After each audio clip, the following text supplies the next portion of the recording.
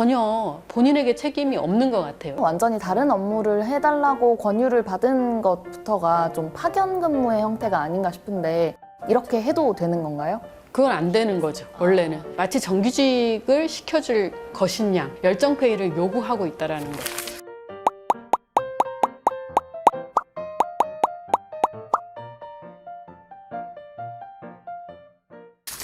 청년의 내일을 위해 오늘도 달립니다. 청년 내일 상담소 유뜨. 오늘의 사연 해결을 위해서 전문가 한 분을 모셨습니다. 홍준기 님이십니다. 반갑습니다. 반갑습니다.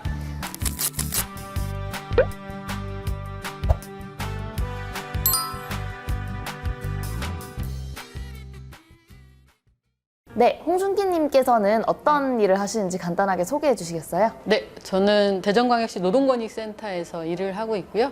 대전광역시 노동권익센터는 취약계층 노동자들을 지원하기 위한 다양한 사업들을 하고 있습니다. 정책 개발이라든지 토론회라든지 또 여러 가지 교육사업 지원이라든지 다양한 감정노동자 지원 사업도 하고 있고요. 또 법률 지원 사업도 함께 하고 있습니다. 정말 많은 일들을 하고 계시다 보니까 노동에 관해서는 전문가시겠어요, 확실히? 저는 2008년도에 대전에서 이제 비정규직 지원센터 설치 준비위원회를 만들었어요. 그래서 2009년도에 대전 비정규노동센터라는 민간 단체를 만들었고요. 2015년도부터 대전광역시 비정규직 근로자 지원센터가 만들어지면서 거기에서 일을 하게 됐습니다. 아, 그러시군요. 지금까지 일하고 있습니다. 꽤 오래되셨네요, 2008년이면. 그렇죠. 네. 오늘 이제 청년들의 어떤 고민 해결을 위해서 굉장히 적임자를 모셔온 것 같습니다. 네. 그러면 오늘은 어떤 사연이 들어왔는지 한번 같이 네. 보시도록 하겠습니다. 유뜨! 부당한 업무 지시를 이행하지 않았더니 계약을 해지하겠다고 해요. 어떻게 하면 좋을까요? 안녕하세요. 저는 올해 28살 청년입니다. 고등학교 내내 열심히 입시 미술을 준비해서 미대에 들어갔고 정말 열심히 살았어요. 그런데 제 앞에 놓여진 건 취업 준비의 벽이었습니다. 어느 날 힘들어하는 저에게 선배의 전화 한 통이 왔어요. 아직도 취업 준비하고 있지?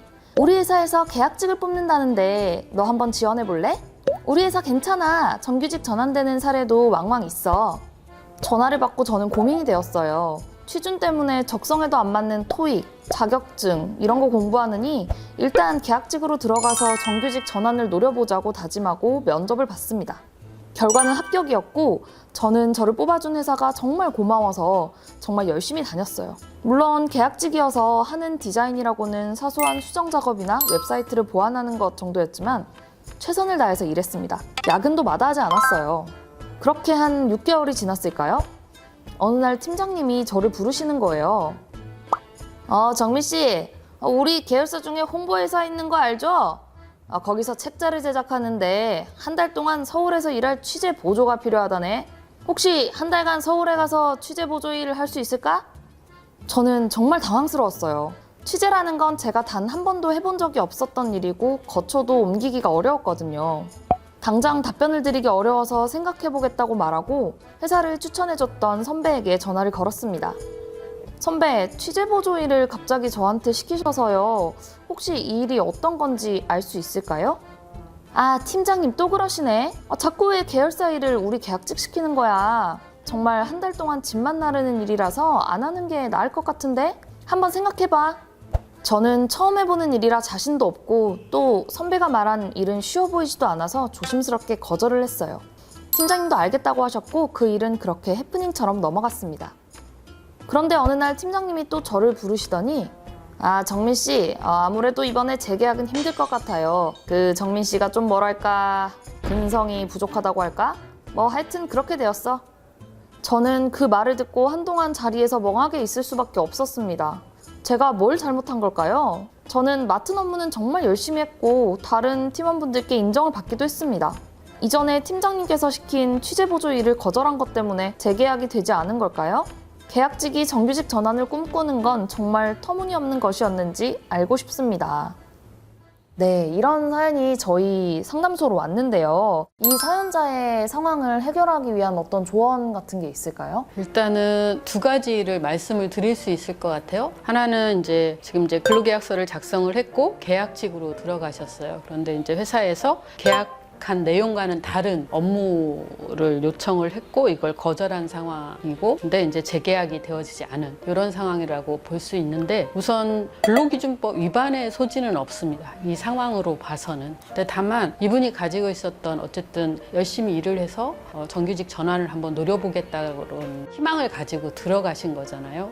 그리고 이제 나중에 혹시 내가 어떤 그런 이제 거절이라든가 이런 것 때문에 거절당했을까? 아니면 이제 팀장님 말씀처럼 근성이 부족하기 때문에 내가 부족해서 재계약이 되지 않았을까? 이런 이제 자괴감이나 이런 게 드실 수 있는 그런 상황인 것 같아요. 근데 제가 조언을 드릴 수 있는 내용은 전혀 본인에게 책임이 없는 것 같아요. 이 상황은. 본인에게 전혀 책임이 없다라는 것, 그런 자괴감을 가지실 필요가 없다라는 걸 꼭 말씀을 드리고 싶고요. 우선 비정규직으로 들어가서 계약직으로 들어가서 정규직 전환되는 사례는 정말 흔하지 않은 사례다. 그리고 또 이 계약직 하시는 분의 일을 보면 약간 홍보라든가 웹사이트 수정이라든가 그게 중요한 업무 사항이 아니었다라는 거예요. 그래서 사실은 내용만을 보면 이분이 일했던 비정규직 계약직은 계속해서 계약직 사원을 뽑았을 가능성이 높다. 그리고 혹시 이분이 서울에 가시더라도 계약직이 계속될 수밖에 없는 상황인 것 같다. 왜냐하면 대부분의 정규직과 비정규직을 뽑을 때 기업은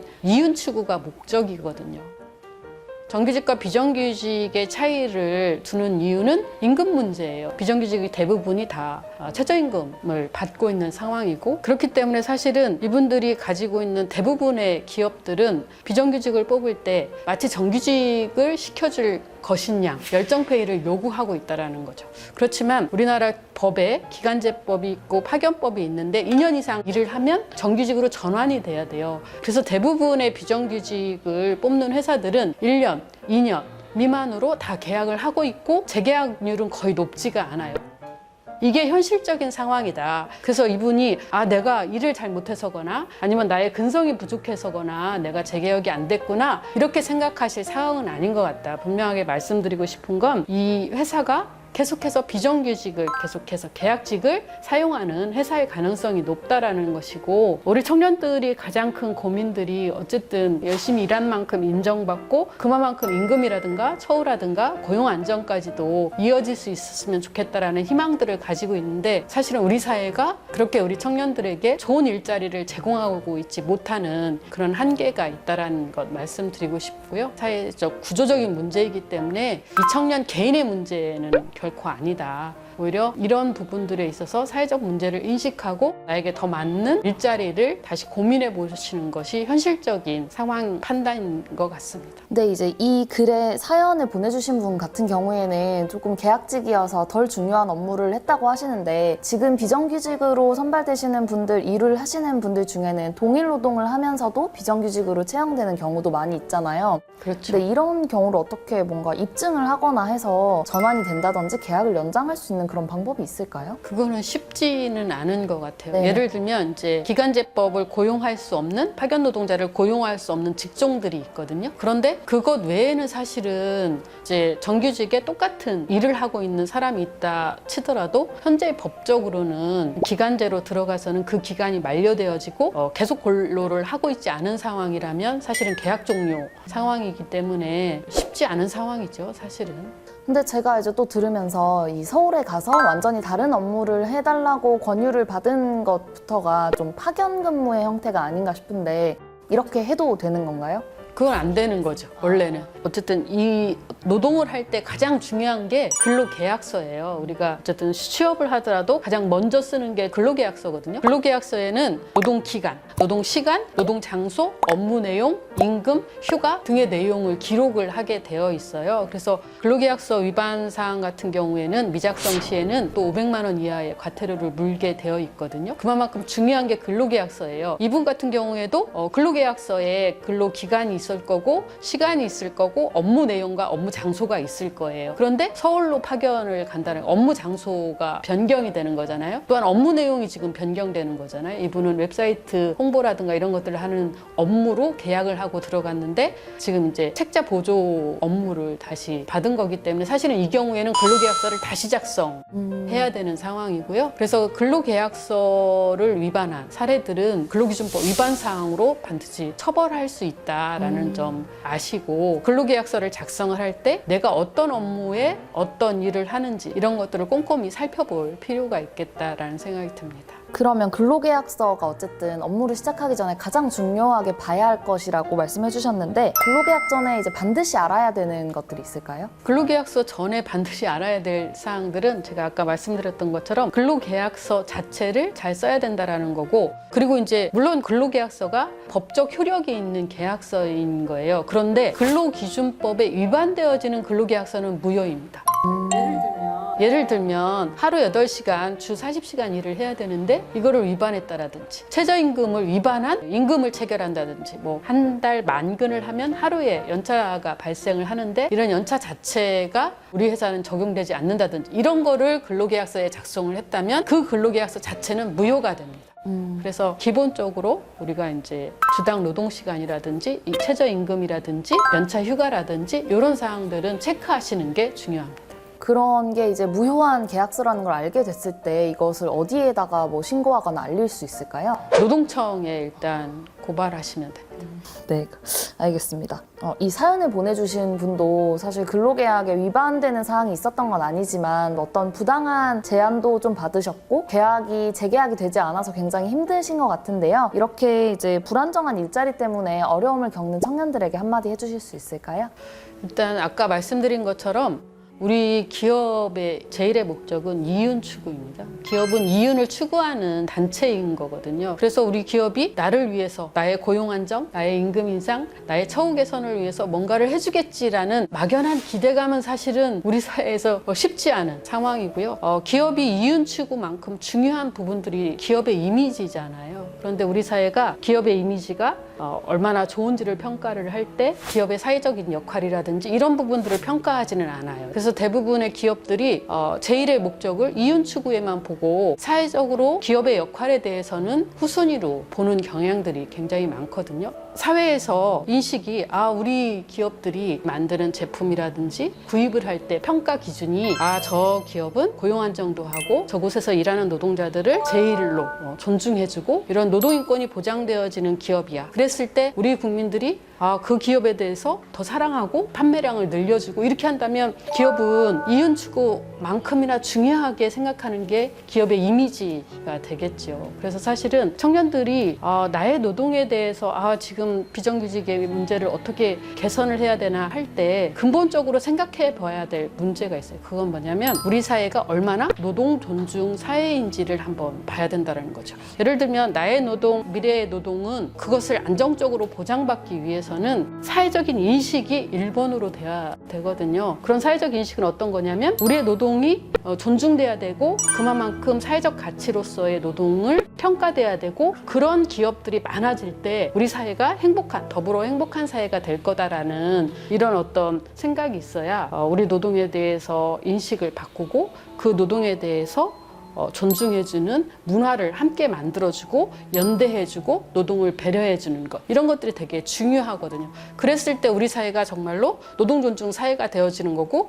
그 노동 존중 사회는 고스란히 우리의 노동, 나의 노동을 존중받을 수 있는 계기로 전환이 되어질 거다. 그러려면 우리 청년들이 조금 더 노동에 대해서 관심 가지고 배려해주고 연대해주는 그런 모습들이 필요한 것 같습니다. 네, 다행히 최근에 보면은 노동자에 대한 처우가 좋지 않은 기업에 대해서 불매운동을 하는 청년들이라든지 이렇게 관심을 가지는 청년들도 있는 것 같습니다. 그래서 앞으로 또 사회적인 기업의 역할에 대해서 관심을 많이 가지는 게 필요하겠다라는 생각이 들었습니다. 오늘은 이렇게 노동과 관련된 사연을 해결해 봤는데요. 도움이 되셨기를 바랍니다. 부당한 계약 해지가 아니라도 내가 노동법의 보호를 받고 있는지 혹은 부당한 업무 지시를 당하는 것은 아닌지 다양한 부분에서 궁금하신 청년분들이 많을 것 같은데요. 그래서 저희가 상시적으로 온라인으로 질문을 할 수 있는 Q&A 창구를 마련해 놓았습니다. 궁금하신 내용은 하단에 댓글을 적어주시면 감사하겠습니다. 여러분의 질문에 전문가가 직접 답글을 보내드립니다. 그리고 영상을 보시면서 나도 직접 상담을 받아보고 싶다 하시는 분들이 계실 텐데요. 그런 분들을 위해서 오프라인 상담도 마련해 두었습니다. 청년 내일 상담소 클릭하셔서 예약 신청하시면 오프라인 상담을 전문가와 함께 받아보실 수 있습니다. 청년 여러분의 내일을 위해 다음엔 다른 사연으로 찾아뵙도록 하겠습니다. 그럼 오늘 영상은 여기서 마치도록 하겠습니다. 감사합니다. 네, 감사합니다.